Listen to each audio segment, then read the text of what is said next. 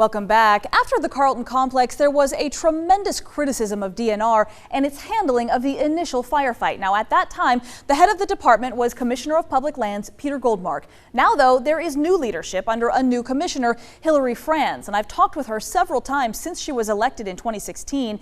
And this last time, I asked her again what DNR will do differently moving forward.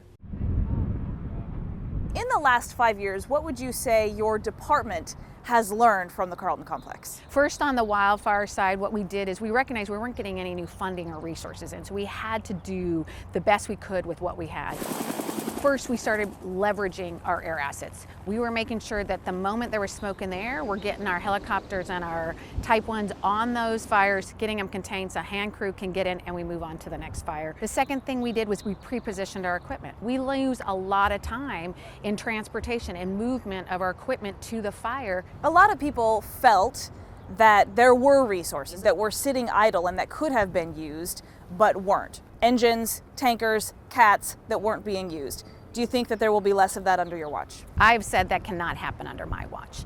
I've said we can never be sitting there idly or allowing our equipment and resources while parts of our state are burning. We can no longer be one agency trying to fight fires. We are one state. We have to be all lands, all hands. So bringing local, state, and federal agency together as one team, building that team so we can be more effective together. That was one of the biggest lessons of Carlton. So responding to fires is one half of the equation. The other half, of course, is trying to prevent those fires in the first place. And understanding that so much of the fuel load is out there, what do you think we can expect for prevention? So let me start with the great news, right? We have made forest health our top priority, knowing that that is the underlying root of why we're seeing more catastrophic fires. You're going to pay for it anyways. Our state is already paying $153 million a year on average to fight fires. The question is whether we're going to pay to react in the face of smoke and flames and potential damage and risk of life and property, or we're going to pay to be proactive, treat those forests, have the resources up front to keep the fires small and actually protect our communities and our firefighters.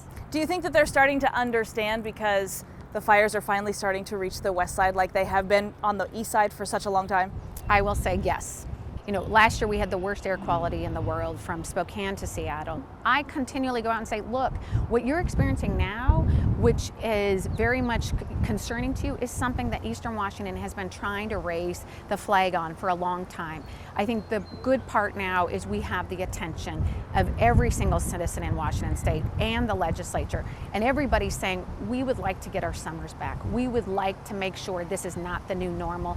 And this year, Commissioner Franz asked for and got the biggest wildfire prevention budget in Washington history. $50 million to hire more firefighters, treat diseased forest land, and add more aircraft to the state fleet. Now, since last year, we are now on track to thin 85,000 acres and another 70,000 next year. And another critical change that became glaringly obvious in the Carlton Complex was the need for better communications between emergency responders. So currently in Okanogan County, there's only one channel for everyone: law enforcement, firefighters, and EMTs. So during a big disaster like a wildfire, they just can't communicate with each other, and that is why the county is now asking for a 0.2% sales tax.